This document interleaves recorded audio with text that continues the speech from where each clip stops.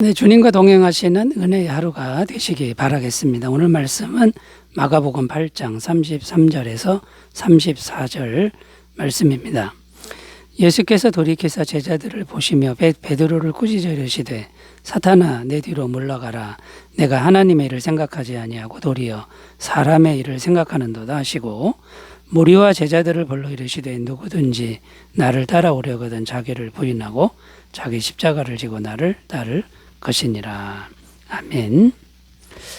베드로를 책망하신 주님이 이번에는 제자들과 무리에게 말씀하시고 있습니다. 무슨 말씀을 하시냐면 주님을 따르려면 자기를 부인하고 자기 십자가를 져야 한다라고 말씀하고 있습니다. 그래서 주님을 따르기 위해 두 가지를 하라고 말씀하시는데 오늘은 첫째 부분인 자기를 부인하는 것에 대해서 살펴보고요. 다음 시간에는 자기 십자가를 지는 게 어떤 것인지를 살펴보면서 은혜를 나누도록 하겠습니다. 자, 그래서 오늘은 자기를 부인하라고 하시는데 이게 어떤 의미인지를 이제 살펴보겠는데요. 이 말씀을 살펴보면서 우리가 주님 앞에서 자신을 잘 부인하고 주님을 따라가는 그런 삶이 되셨으면 좋겠습니다. 자, 첫 번째입니다. 자기를 부인한다는 의미 첫 번째는요. 자기 목표를 부인할 줄 아는 것이다 라는 겁니다. 자기 목표를 부인하는 것이다 라는 겁니다.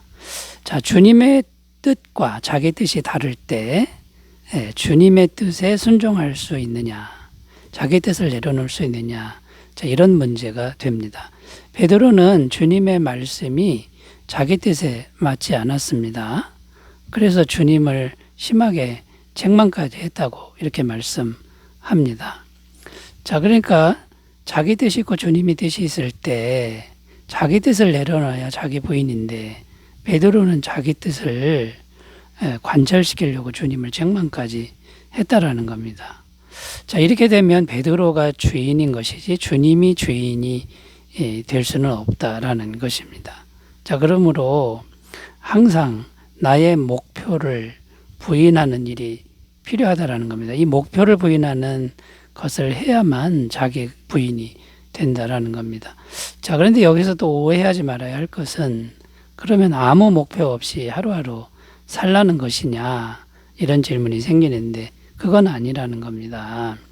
우리가 매일매일 삶을 살 때 개인적인 목표, 삶의 목표를 가지고 성실하게 사는 것은 맞다는 겁니다. 그렇게 살아야 한다라는 것이죠.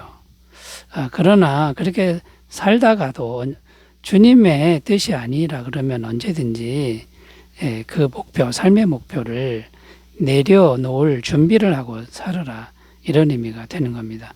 제가 아는 어떤 목사님은 굉장히 오랫동안 시골교회를 섬겼는데 15년 동안 섬기는데 기도만 하면 마음속에 하나님께서 그 교회를 떠나서 멀리 가서 개척을 하라는 이제 그런 마음을 주셔서 멀리 가서 이제 교회를 개척을 했습니다. 그런데 그 교회가 굉장히 또 성장이 잘 되었습니다.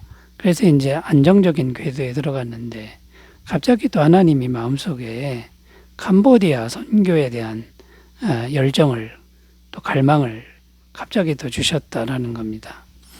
개척할 때 얼마나 힘들었습니까? 개척해서 이제 안정권에 들어갔는데 거길 또 떠나서 외국으로 가라고 하셨다라는 겁니다.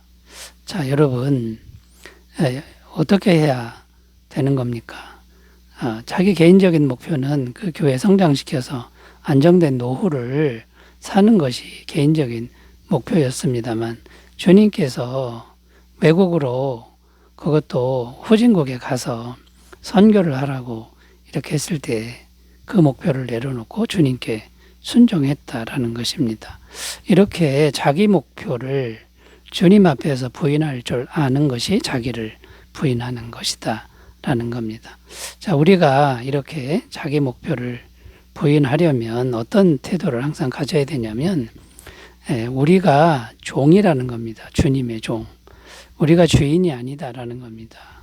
열심히는 하되 주인이 말씀하시면 그 즉시로 순종하겠다라고 하는 이런 태도를 항상 가지고 살 때 우리는 자기 목표를 부인할 수 있다라는 것이죠. 사무엘상 3장 10절 여호와께서 임하여 서서 전과 같이 사무엘아 사무엘아 부르시는지라 사무엘이 이르되 말씀하옵소서 주의 종이 듣겠나이다 하니, 이렇게 사무엘 선지자처럼 말씀만 하면 듣겠습니다라고 하는 이런 태도로 매일 살아간다 그러면 자기를 부인하는 삶이 될 줄로 믿습니다. 자, 두 번째로 가겠습니다. 자기를 부인하는 것 어떤 의미가 있을까요? 두 번째는 자기 경험, 자기 방법을 부인할 줄 알아야 한다라는 겁니다. 자기 경험, 자기 방법을 주님 앞에서 부인할 줄 알아야 된다라는 거죠. 누가복음 5장에 가보면 베드로가 밤새도록 물고기를 잡는데 한 마리도 못 잡는 그런 장면이 기록돼 있습니다.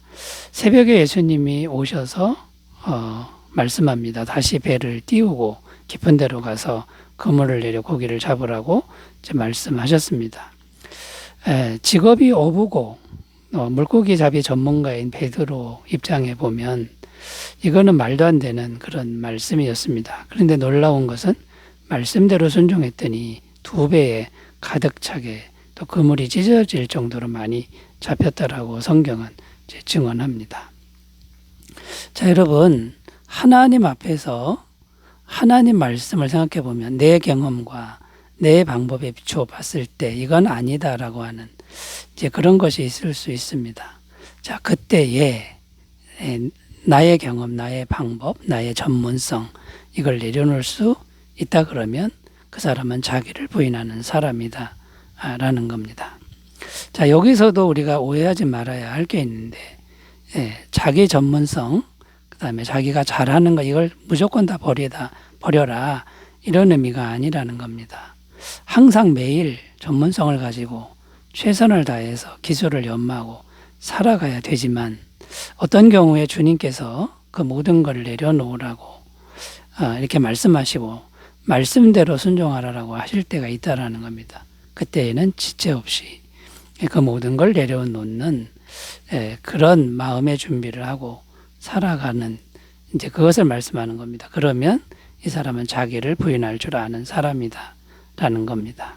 여호수아 6장 3절 4절 너희 모든 군사는 그 성을 둘러 성주의를 매일 한 번씩 돌되 엿새 동안을 그리하라. 제사장 7은 7 양각 나팔을 잡고 언약궤 앞에서 나아갈 것이요 7째 날에는 그 성을 7번 돌며 그 제사장들은 나팔을 불 것이며.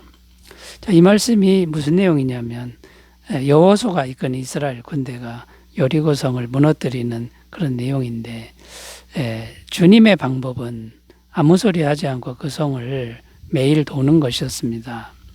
여러분, 전쟁 전문가인 여호수아 장수에게는 이 말씀을 순종하는 게 정말 어려웠다라는 거죠. 활을 쏘고 조직을 갖추고 무기를 준비하고 전술을 잘 써서 점령해야 되는데 아무것도 하지 않고 돌기만 하라고 하는 이 말씀이 이해가 되겠습니까? 자, 이것은요, 때로는 하나님의 역사하실 테니 너의 모든 걸 내려놓으라고 하시는 제 주님의 그 음성이 들릴 때가 있다라는 겁니다. 그때에 항상 주님의 말씀에 나의 모든 전문성을 내려놓을 수 있는, 모든 일생의 경험을 내려놓을 수 있는 그런 결단이 있다 그러면 이것이 바로 자기 부인이다라는 것이죠. 자, 주님 앞에 매일 최선을 다해 살지만 주님 앞에 자기 경험이나 자기 방법을 항상 내려놓는 자세로 살아가셨으면 좋겠습니다. 자, 세 번째로 가보겠습니다. 자기를 부인한다는 게 어떤 의미일까요? 세 번째는 자기 형편을 부인할 줄 아는 것이다. 자기 형편을 부인할 줄 아는 것이다 라는 겁니다. 인간적인 모든 형편을 고려해야 됩니다. 우리가 지금 인간관계 속에서 살아갑니다. 그러나 그 인간적인 모든 형편도 항상 주님 앞에 내려놓고 복종하는 그런 마음의 태도로 살아갈 때 이 사람은 자기를 부인하는 사람이다 라는 겁니다. 누가복음 9장 59절에서 62절 또 다른 사람에게 나를 따르라 하시니 그가 이르되 나로 먼저 가서 내 아버지를 장사하게 허락하옵소서. 이르시되 죽은 자들로 자기의 죽은 자들을 장사하게 하고 너는 가서 하나님의 나라를 전파하라 하시고 또 다른 사람이 이르시되 주여 내가 주를 따르겠나이다마는 나로 먼저 내 가족을 작별하게 허락하소서. 예수께서 이르시되 손에 쟁기를 잡고 뒤를 돌아보는 자는 하나님의 나라에 합당하지 아니하니라 하시니라. 자, 여러분 아버지가 죽었는데 장사하러 가지 말라고 주님이 지금 말씀하시는 겁니다. 죽은 자들을 장사하고 너는 나를 따르라. 자, 이렇게 말씀하셨다라는 거죠. 지금 형편이 어떤 형편입니까? 아버지가 돌아가신 그런 형편인데도 주님은 나를 따르라. 이게 좀 말이 안 되고 이해가 안 되는 그런 말씀이라는 거죠. 자, 여기서 이제 우리가 오해하지 말아야 할 것은 나에게 있는 모든 부모를 다 버리라 이런 뜻이 아닙니다. 부모에게 효를 다하는 거 하나님의 뜻이고 10계명 중에 5계명에 나와 있습니다. 효를 다해야 됩니다. 최선을 다해야 됩니다. 그러나 마음 중심에는 무엇이 있습니까? 효도하는 게 하나님의 뜻이고 5계명에 있지만 그보다 더 중요한 게 있다라는 생각을 잊지 말라는 것이죠. 그게 뭐냐면 영원 구원의 길이고 영생을 얻게 하는 길이다. 복음 전파의 길이다 라고 말씀하고 있다는 그런 의미가 됩니다. 자, 그러니까 지금 있는 부모를 다 버리고 효도하지 않고 무조건 다 부모님을 효도하는 걸 생략하고 예수님만 따르라 그런 의미가 아니라는 겁니다. 최선을 다해 섬기지만 마음 중심으로는 영혼을 구원하고 영생을 얻게 하는 것, 이것과 비교할 수 있는 게 아무것도 없다라고 이렇게 생각을 해야 된다라는 겁니다. 그리고 또 자기 형편을 부인한다라고 하는 또 다른 의미는 뭐냐면 형편이 너무 가난하고 어렵다. 그래서 하나님 일을 못하는 사람들이 있다는 겁니다. 자, 여러분 형편이 어려운데도 순종하려고만 하면 하나님이 얼마든지 필요를 공급하시는 걸 믿으라는 겁니다. 이게 바로 자기를 부인하는 것이죠. 빌립보서 4장 19절 나의 하나님이 그리스도 예수 안에서 영광 가운데 그 풍성한 대로 너희 모든 쓸 것을 채우시리라. 형편이 어렵다고 주저앉는 사람들이 꽤 많습니다. 이게 자기 부인을 할 줄 모르는 사람이라는 거죠.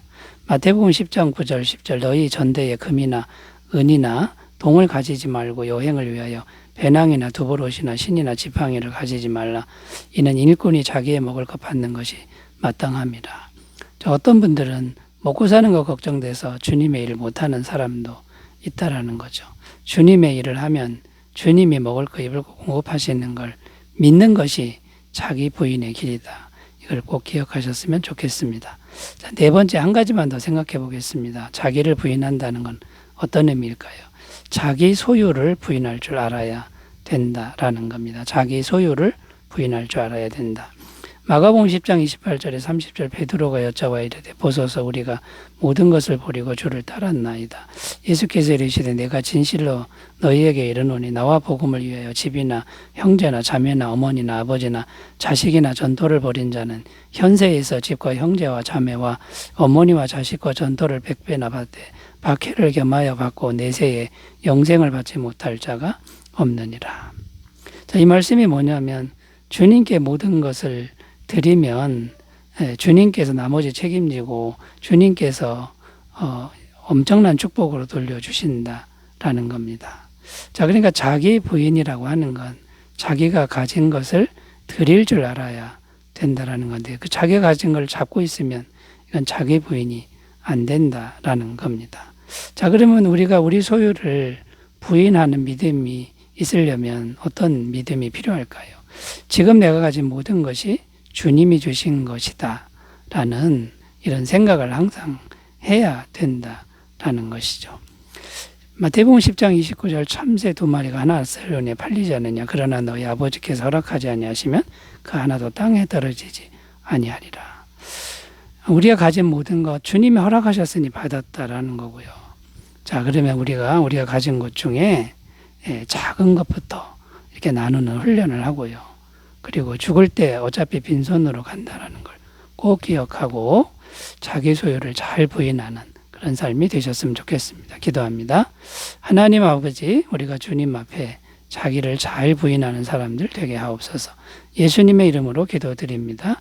아멘. 주의 임재 충만하시기 바라겠습니다. 감사합니다.